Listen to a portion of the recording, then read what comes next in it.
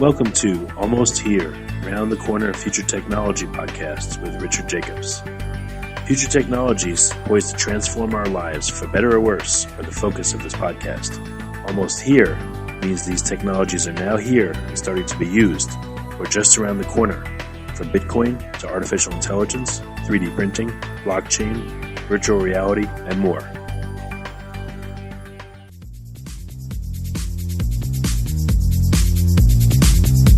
Coming to Dallas, Texas, September 14th, 15th, and 16th, 2018, the Blockchain and Future Tech Expo. This is going to be a gigantic conference of over 5,000 people. We're going to be talking about blockchain and its applications. We're going to be talking about quantum computing, cybersecurity, artificial intelligence, and several other future technologies that are poised to and actually changing our lives as we speak. Here's why you should attend. As you may know, early adopters are the ones that investigated and profited from things like the gold rush in the 1800s, from the dot-com boom in the 1990s, from the internet boom in 2005, from the smartphone explosion in 2007, from the real estate boom that ended in 2008, and of course, from the Bitcoin boom that started in 2012. Early adopters act now. They don't wait till later. They go out west first. In their covered wagons, they find the biggest gold nuggets. If you consider yourself an early adopter and you want to find the biggest nuggets, then you owe it to yourself to attend this upcoming conference. Blockchain is going to affect how we control and store our medical data, how we send money around the world, how we bank, and more. But artificial intelligence, quantum computing, and cybersecurity will play a pivotal role in our lives as well. And that's why our next event, September 14th to the 16th at the Dallas Convention Center, is going to have not only 5,000 plus attendees, but will showcase blockchain, AI, cybersecurity, quantum computing, and more. You want to get in on the coming gold rush of future tech and opportunity as an early adopter. Don't be left out. To register, go to bftexpo.com. That's blockchainfuturetechexpo.com. Thank you. Hello, this is Richard Jacobs with the Future Tech Podcast. My guest is Omri Yolfe. We're going to be talking about an AI personal trainer. Omri, how are you? Oh, good. How are you, sir? Good. So are you like the most buff man in history because you have a AI personal trainer or what? I'm trying to stay as human as possible. Right on. Well, tell me about your project and your company and all that. What does it do? Sure. So basically our mission and personal passion is what we call democratizing personal fitness using AI and voice. In simple words, it means we're bringing the ability of every person around the world to get high-quality, on-demand fitness coaching in their ear using AI and voice. And instead of going to pricey, limited services out there, basically trying to make life simpler into your phone, watch, or earphone. So how does the AI help guide you? Is it watching you? Is it reading your heartbeat or your heart rate? Like, what is it doing to give you feedback? So basically, to understand what we are delivering, it's important to understand the story of the company in 20, 30 seconds, and I'll cover your answer for sure. So we started from a very different place. We started from measuring pilots and astronauts' helmets and earphones and basically giving them voice feedback in real time to perform better. Simple as that. So basically to avoid risky physiological situations and to help them better understand their body in real time. And after delivering working systems around the world to the Air Force, NASA, Israeli Air Force, and more, basically we understood that we have unique technology that can understand and profile who you are and then get back to you with your own personalized journey towards your fitness goal, if it's about losing weight, running 5K, or doing a mindfulness session. And to answer your question, we built an entity called V. V is basically your personal trainer. She uses different types of parameters from your heart rate, your posture, your cadence, your other data that she's taking from your phone or watch, your favorite music, and your progress over time. And basically she uses voice and music to get you towards your goal from workout to workout. How does, I can see heart rate. So tell me what happens. I'm doing a workout, I'm on a bench pressing or something, and my heart rate is going really high, or my posture is not right, how will V know that something's off, and how will it tell me to compensate? So let's assume your goal is to lose weight, okay, or to run 5K. So it will take you about 2 hours to get to know you after walking or running together. So she will understand your heart rate zone and your effort zone and your fatigue zones. And then she will simply use her voice coaching and music to get you into the right effort zone or into the right heart rate zone towards your goal. And she will stop you if she will feel that you're exceeding them and getting into a risky situation and can get fatigued over time. Other than that, she will use some tips and some insights that are not related only to effort and fatigue. Just, it can be from funny jokes to just contextual insights to how far you are from getting your personal goal. Okay. So it's so the system can monitor heart rate, things like that. I guess you request music when you work out, and it says, I think you'll like this, and it plays a certain tune or a genre that it knows you'll like. Those kinds of things to help encourage you? Correct. So, for example, she can connect to your Spotify, and by knowing your personal taste, she will curate for you your favorite 3 playlists to play at the beginning of the run. And she can use some cool sounds, she will tell you, hey, Rich, here is a step to the beat, a step to this beat, and I will get you within your optimal zone to burn as much as fat as you need, and so forth. Do you have different personalities programmed in? Like, could you have one where it's a drill sergeant and it insults you and yells at you, and one where it encourages you, or have you gone that direction? So first of all, voice-wise, we chose one leading voice. We tested over 150 voice types and ended with one leading one. We are going to include a male voice in the near future, but it's the same voice. However, you have 2 flexibility levels. You have chattiness level, so you can decide if you want V to more chatty or less from 1 to 5. And second, based on your responses and your progress over time, V will adapt her what we call motivational skins or personality skins into being, from being what we call tough love or your sergeant analogy to something that is more soft. But it's a very adaptive. There are more than 5 personality levels that she can jump between, from how to pronounce your name to what type of content she predicts that will make you most excited and most motivated. Oh, so you could have one level where she's like, oh, you fat bastard, work harder, come on, you're a sissy, or ones where they're like really encouraging you, you could do it, I know you can, come on, that kind of stuff. So, we still face politically correct and insurance limitations, let's put it this way. But it's somewhere along those lines, absolutely. Well, how does this, that's interesting you bring that up. How does this relate to insurance? Is this a product that people can get through their doctors, or is it a medical device so they could just order it on their own? Where does it fall legally? So our mission is not to become a medical device. We're trying to keep a very gentle borderline to not to become a diagnostic device and keep it within the consumer space. But the answer is absolutely yes. We're currently signing a number of corporate wellness programs.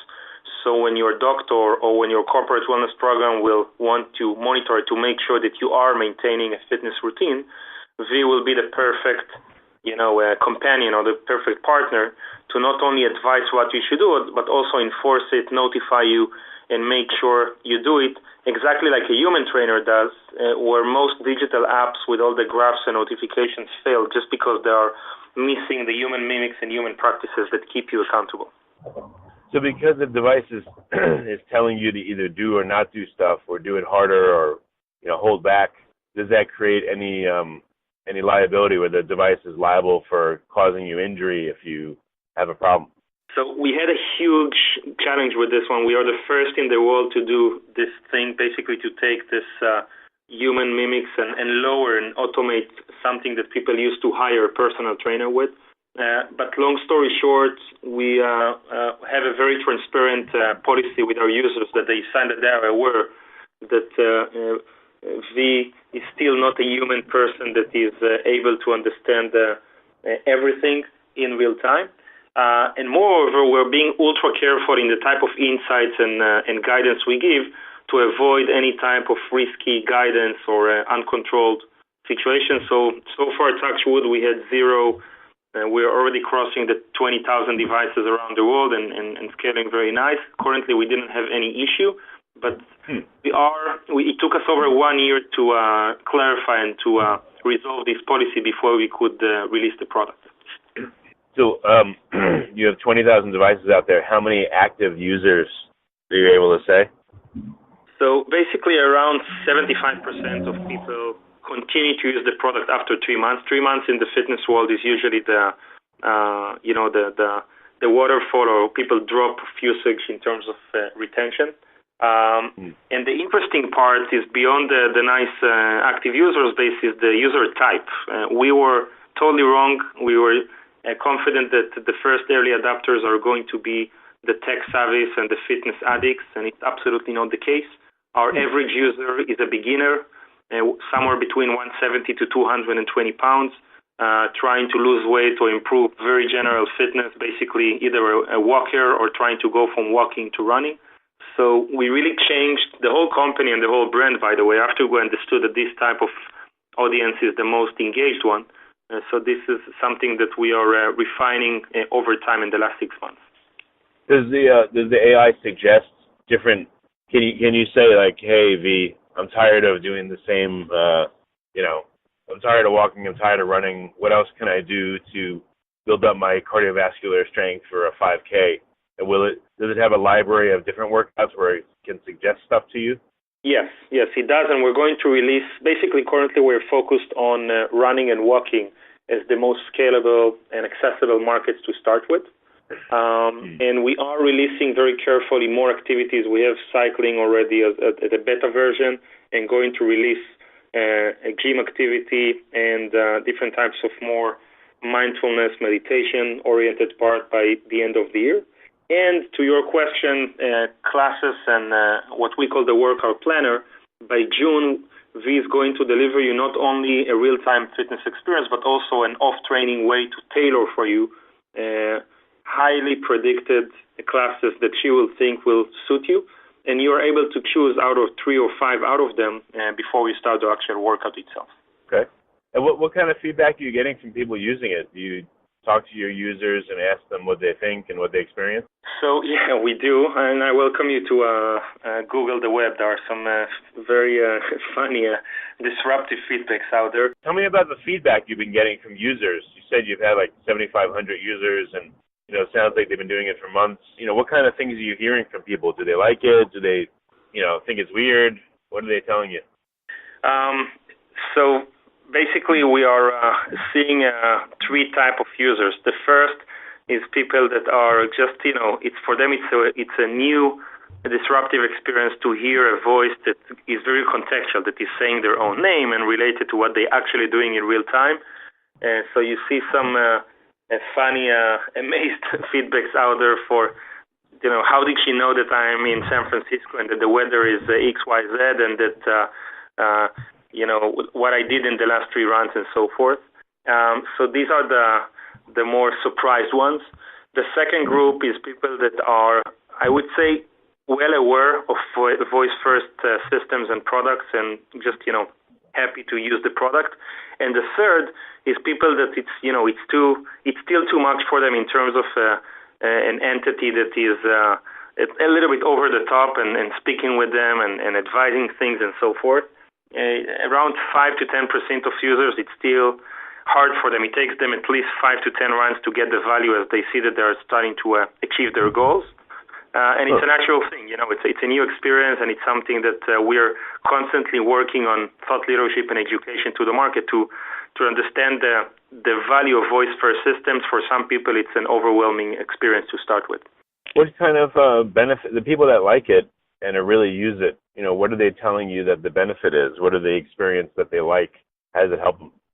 So I think there are two very different benefits. The first is just results.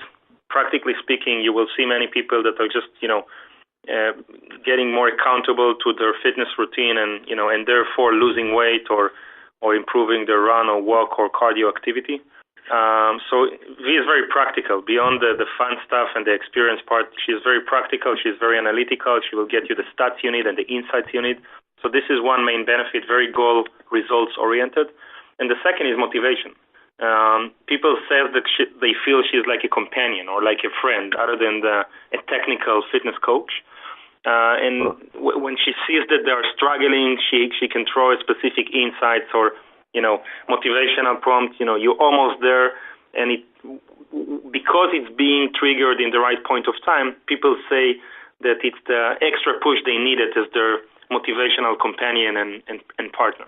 Okay, well, so it'll count down for you. You only have 30 seconds left, 29, 28. Will it do stuff like that? Exactly. She will take you to intervals or because she's aware in real time to all your parameters, she knows exactly. Again, we are taking human practices. We know when a personal trainer is using specific words, and we can scale it to a personalized experience. So this is exactly what she does. It's not a pre-recorded, just, a hard-coded prompt that is being triggered. It's being triggered at the right time, and therefore people are excited and get motivated. Can you give just a couple of examples of what, the system has said to people that they really were like, wow, or that's cool, or it was customized? Sure, and I welcome you guys to get to getv.com. You can see all the videos and testimonials over there. So let's give 3 examples. The first, we have what we call the pickup line. So when you open the app or you're starting the session, V will understand who you are, where you are, what you did, and what you're going to do, and she will surprise you that she knows it. So one example is sometimes she will know that the weather in real time now is snowing. She will tell me, hey, Rich, how about taking an indoor training today because it looks crazy snowing out there. Let's take it easy. And she can relate to things that were in your region, politics-wise or news-wise, because we have a system that can deliver content in real time based on geofencing. So pickup line is one example. A second example is V will show you that she sees what type of things you like to do. So, for example, if you like to run 30 to 40 minutes or you like to maintain a specific pace in order to burn enough calories, she will surprise you and proactively will say, hey, I see that this is the routine that you like keeping. Let's do 1, 2, 3, 4, 5 in order to get there. In other words, she will not try to change your behavior, but will try to understand your constraints and your preferences and adapt herself to you. Right.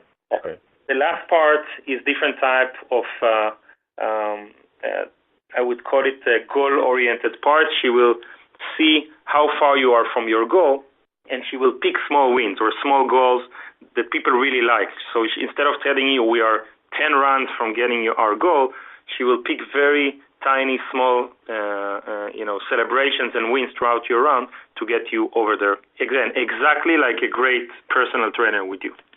Huh. Interesting. What about the AI itself? I mean, does it?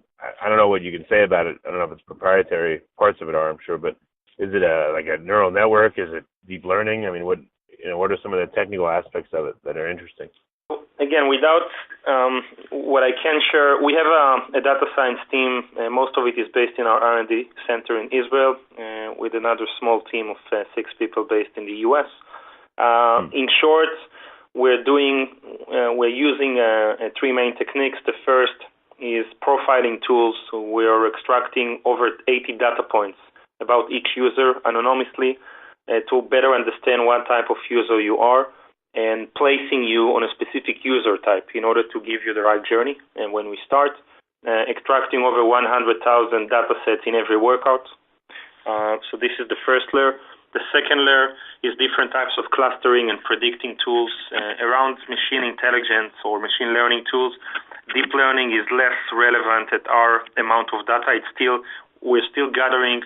The amount of data is still not significant to a level that we can truly create adaptive tools beyond the machine learning layer. So, for example, your routine and what type of prompts will make you more excited and engaged, and what is your fitness meter, basically a meter that will understand if you're improving or not over time and so forth. And the last tool is what we call natural voice processing. We're basically taking a voice and stitching it into from your how to say your personal name in different types of emotional ways to planting different types of stats into the sentences that it will sound fully human and not a regular PPF text-to-speech voice. Gotcha. Interesting. Are you the data that you collect on different people? are you allowed to amalgamate it in a big database and use it to learn what's working for, one person versus another? Or do you have to keep it separate? So, first of all, from a policy perspective, we are extremely careful. These days it's not big news for us what's going on with Facebook these days. For the last 2 years, we are super focused on making sure that we will not get into a inconvenient situation with our users. So the only place that we are using or comparing data is looking at anonymous ways of specific user types without bundling it to their personal name. And what we're trying to look is trends. So let's give an example. If I see that out of my 15,000 users, I see 2,000 people that for some reason their goal is to lose weight, and for some reason they are more consistent than others, so I can do comparisons between them. On the personal user level, what we're trying to do is give people, we have what we call the training engine, which is basically an AI tool that can over time understand who you are and trying to adjust and deliver you a personalized journey, regardless to comparing you to others. Okay. What kind of surprising insights have you gotten? You told me about some of the insights, but what really shocked you or surprised you? So I think user type was a very surprising one. We expected a different audience, and this is one. The second, we were pretty amazed of how emotional people get when things don't work.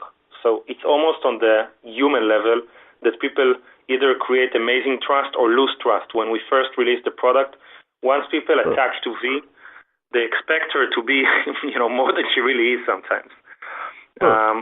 So it means that you need to be super careful to release features that will be super contextual and smart. Otherwise, the minute that she will say something stupid or something smart, you just lose all the great trust that you created with the user, because people engage with the system more than they do with the regular, fitness apps that shoot some insights. Right. And that's pretty much it. I would say another last insight is on the voice part. I think voice, we're scratching the surface of what could be done with, once you have captive audience with earphone in their ear, you can do many other beautiful things other than voice. And this is something that we tested recently, and we're going to add more features that are giving you what we call snackable audio pieces. So you already have an earphone in your ear. What other things I can deliver you that are audible that will be beneficial throughout those 40 minutes? This is another interesting insight that we tested, and you're going to see us delivering some audio pieces other than just voice. Yeah, that's what I was going to ask you, is what's next over the next 6 months or a year or 2 years? What are your guys' plans for add-ons or changes? I would say three main things. The first, you're going to see us unleashing V. Basically, we're getting into we had 3 phases. The first one was Kickstarter to validate market acceptance, became Kickstarter most funded fitness wearable. The full hardware experience was delivered last July, again, delivered over 20,000 devices. But the relevant part is unleashing V, basically delivering a subscription option of V to work within any type of device out there, and we're going to deliver this option within 2 months to 3 months from today latest, working within our premium device experience, but also within other phones and smartwatches, number one. Number two, you're going to see us evolving into more fitness activities and getting a more personalized workout planner, as mentioned. And number three is on the audio content. You're going to see us collaborating with more voices, more music content, and any type of audible, exciting content that we can get into the full experience. Did you say V will be able to work on other devices besides the watch? That's correct. Will it be able to do what it can do? Like if it's just an app on my Android, for instance, can it still measure all the parameters it needs to, or how will it do that? Currently, it measures through our own headphone, so it will still deliver you a great experience, excluding heart rate from our own earphone. If you will use an Apple Watch later this year, you will be able to get it through the app. Talking about Q4 and on. and some voice recognition blind spots, we are going to be very careful because with our own earphone, we can control full speech recognition. With others, it's a blind spot. So we're going to be careful with this one as well. It sounds like a pretty amazing project. I mean, it's really cool. And I could see it going into other areas eventually. You know, I mean, there's a lot of places to go in fitness still, but very interesting. Appreciate it. And, you know, our goal is to stay heads down, stay humble, and keep executing on the current layer. But I couldn't agree more. I think that it's an endless path that she's going to grow into becoming your full body and mind companion. If you'll visit our 2 offices, you will see a huge mission statement on the wall saying, improving humanity while building the best AI companion for body and mind. So I agree. She will grow over there. We just need to, you know, keep focus and keep executing well on the current verticals. Well, I can see, I mean, I'm not meaning to just throw advice out there, but this could be a licensable technology, not just for training, but, you know, for psychology, for, I mean, teaching, for coaching, for all kinds of stuff. You know, you guys have built up, it sounds like, this huge system and gotten all these learnings. You know, I know you can't do everything, but I could see it being licensed to other areas, you know. You're right. And basically the rationale, the very basic rationale, if you really simplify it, of understanding who you are when you have a connected audio device near you or in your ear, and then creating a personalized content delivery system that can give you voice or audio content in real time, endless amount of applications, including your ability to communicate with it over voice. So you're fully right. Interesting. All right, so last question. Well, actually, I have one more question, if you don't mind. I don't know if you can say or not, but you mentioned heart rate. Can you mention some of the other parameters that you guys look for? I know you can't mention all of them, I'm sure, but are there any others you can mention? So first of all, we measure heart rate and heart rate variability. We don't show the heart rate variability to the users because we're still gathering data to deliver value with it. But heart rate and heart rate variability at the highest level. Again, I started with measuring fighter pilots and astronauts at real time. 6-axis gyrometer that gives you a full posture and activity level, cadence, elevation, temperature, speech recognition, and some other parameters that we extract from your Health Kit and Google Feed, so your location, the weather around you, and so forth. Yeah, okay. I see how it could be a lot. Very interesting. Okay, well, how do we give listeners a chance to get the product? You know, what's the website, or how can they communicate with the company if they want to? Absolutely. So please visit getvi.com. It's getvi.com. And feel free to reach out to our social media. It's called Train with V over Instagram or Facebook. More than happy to get any feedback or any insights from people that are joining our community. And again, I'm really excited and really passionate about us with our community building this entity to make people healthier. So welcome you guys to join on board and give us the best feedback possible. That's great, Omri. I'm really excited for your project, and it's really cool. So thank you so much for coming. Thank you. Thanks for your time, guys. Coming to Dallas, Texas, September 14th, 15th, and 16th, 2018, the Blockchain and Future Tech Expo. This is going to be a gigantic conference of over 5,000 people. We're going to be talking about blockchain and its applications. We're going to be talking about quantum computing, cybersecurity, artificial intelligence, and several other future technologies that are poised to and actually changing our lives as we speak. Here's why you should attend. As you may know, early adopters are the ones that investigated and profited from things like the gold rush in the 1800s, from the dot-com boom in the 1990s, from the internet boom in 2005, from the smartphone explosion in 2007, from the real estate boom that ended in 2008, and of course, from the Bitcoin boom that started in 2012. Early adopters act now. They don't wait till later. They go out west first. In their covered wagons, they find the biggest gold nuggets. If you consider yourself an early adopter and you want to find the biggest nuggets, then you owe it to yourself to attend this upcoming conference. Blockchain is going to affect how we control and store our medical data, how we send money around the world, how we bank, and more. But artificial intelligence, quantum computing, and cybersecurity will play a pivotal role in our lives as well. And that's why our next event, September 14th to the 16th at the Dallas Convention Center, is going to have not only 5,000 plus attendees, but will showcase blockchain, AI, cybersecurity, quantum computing, and more. You want to get in on the coming gold rush of future tech and opportunity as an early adopter. Don't be left out. To register, go to bftexpo.com. That's Blockchain Future Tech Expo.com. Thank you. You have been listening to Almost Here, Around the Corner Future Technology podcast with Richard Jacobs. Subscribe to this podcast, post a review to discover more future technologies that are poised to transform our lives for better or worse, such as Bitcoin, artificial intelligence, 3D printing, blockchain, virtual reality, and more.